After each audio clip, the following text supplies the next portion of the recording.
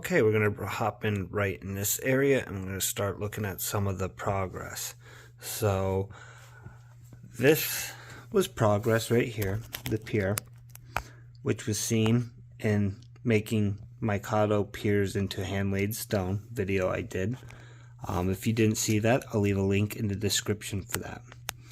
So off of that, I did this one so far. This is where it's at. Started carving some. Like before, I got some spots to fix. I should have pushed my form on this one back because I didn't leave myself enough room on the backside. That's why it broke off there. And there's a little more on this side than what I had when I did those, as you can see. But it won't be that noticeable once it's all painted and seamed in. At this stage, you can kind of see how the kato piers are inside there. And that allows me to just snap my bridge in and out of place, keeping that easy to use function of kato track, but adding more realism to the kato track. So I started over here on this bridge abutment. You can see where I'm at. And I had done that side and I broke all the plaster off, and this is where the beginning of this layout update is going to go.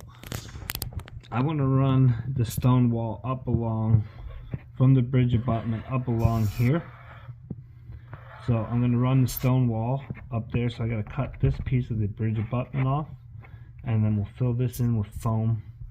And then I'm probably going to use, I think it's Mike Pfeiffer that has the method that he just puts blue Banner's tape over the top of these woodland scenic risers, and then I'll just paint it gray, and then I can put my plaster in up against here and do my wall, same way I did the piers, and it'll come right off this bridge abutment and continue up that way. That's how Whitehaven actually is on one of the bridge abutments. It's a lot different than this, but I just want to add little hints and feels of the real place, and hopefully it'll tie this freelance version of Whitehaven that when somebody looks at it, they'll be like, oh, I see it, that's Whitehaven in a way. And that's all I'm trying to recreate here. So that is where we're at here. There's a hump in this bridge. I know Steve87 had pointed it out at one time, and a few others may have, but his was the one I remember the most. So when I taped the trains coming head on at this bridge, you could see them go up and over. So what I'm hoping is put a can of Minwax there and a full thing of spackle, hoping to push that hump out of this bridge. And I'm just going to leave that sit there. I left it for a day and the hump was still there.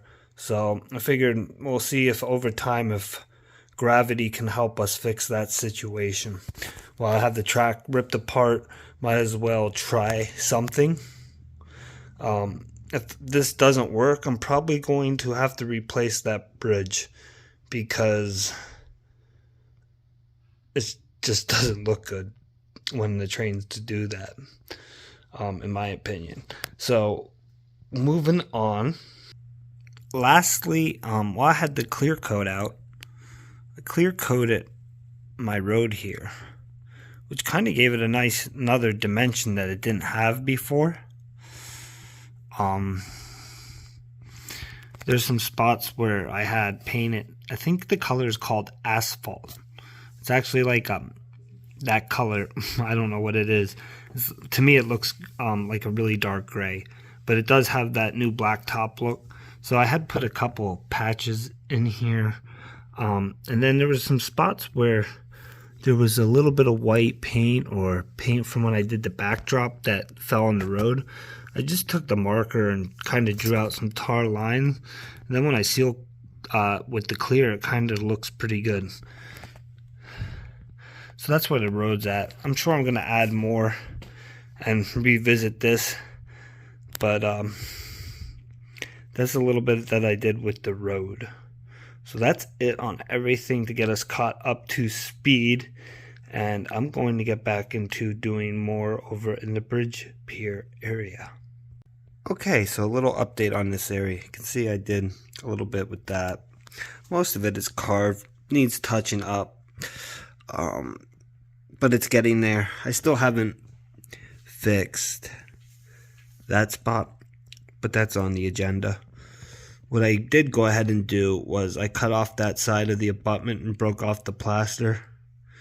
Now if you come around, you can see I started a rock wall that runs all the way up to there. Now I want to continue it to right where that pen line ends.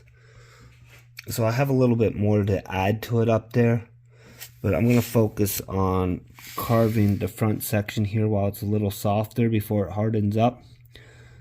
I don't know how much I'll be able to do before my hand gets tired, but so far I've been working on that, and then that'll give me a more of a prototypical feel for Whitehaven. Even though this is a freelance layout, I still want those elements I spoke about before. So it's starting to look pretty good. Looking at those two piers and then that. I mean, it kind of looks lopsided till I do some more carving and touching up.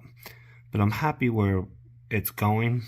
So my plan here is to get that all carved, that pier all carved, the wall, the abutment, and then I'm going to do this abutment. And once they're all in place and carved, then we'll wash this all at once, because it'll be a lot quicker to do it all at once. So that's where we're at. We'll be back with more. Okay, so I'm completely done with my carving on the pier and the abutment on this side. Still have to do the plaster part on that one. But since these two are done, I'm just gonna go ahead and clear coat them. That way they're ready. But once they're clear coated, I'll be working on this one next. And that's what we're looking for there out of these two. And move around. You can see how the retaining wall part off this side of the abutment looks. And then if we come in here, you can see how I built up the edges for the bridge to sit in there. So what we're gonna go ahead and do is I'm gonna snap the bridge back in place, and we'll take a look at it like that.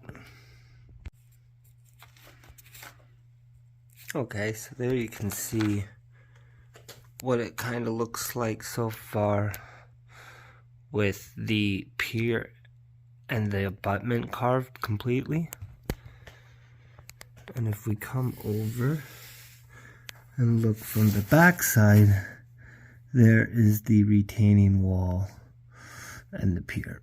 So I really like it. So we're going to go ahead and clear it. The bridge fits in great. You can see the stonework comes out and fills in nicely around the bridge there. Looks a lot more realistic. And then with the kato stuff in underneath, it looks like it's pretty realistic sitting on top of the piers, which is pretty cool. And I'm happy with that. So we just got this one yet to form up and carve out.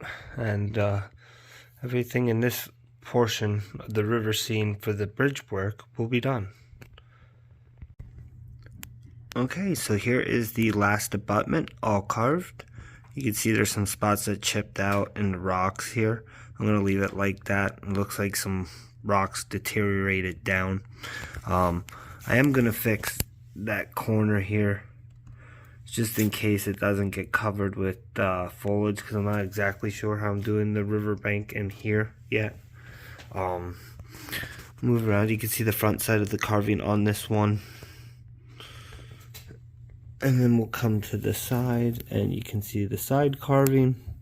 And then I only went to here, even though I have plaster back to here. I think I'm going to bring it down on a slope and fill this little area in with soil.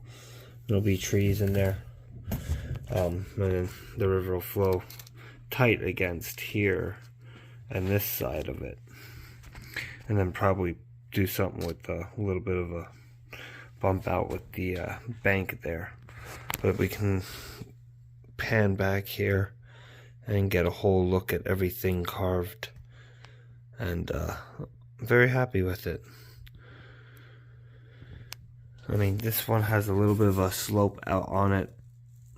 This one's more straight up and down, but that's kind of what adds to it, because they'd be all over the place with stonework anyway back in that time when these were done.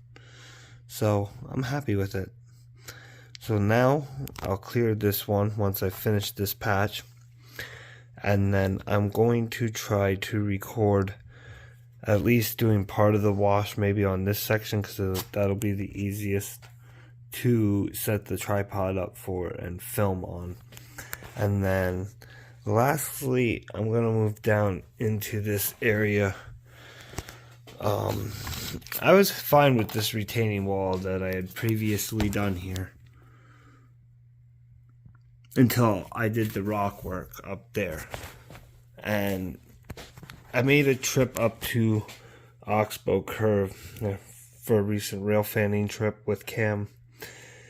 And I got some ideas for this area, but I'm not going to go over that in this update. But what's going to change in this area for going in the next update is I'm going to bring the bike path from down here back up. It's no longer going to go underneath the bridge, because it actually crosses the tracks at Penn Haven before the bridge and then goes out that way. So the bike path comes out this way. There's a rock wall off the abutment that goes straight, and the river's tight against that rock wall for a bit. So I want to replicate that. So that's what I'm going to work on going in the next update, as well as I got to sand down the last of that up in there, and that track work will be ready to be set in place. So I will start putting drop feeders in that hopefully for next update. But I thank you all for watching. That's it. We'll see you over the hump.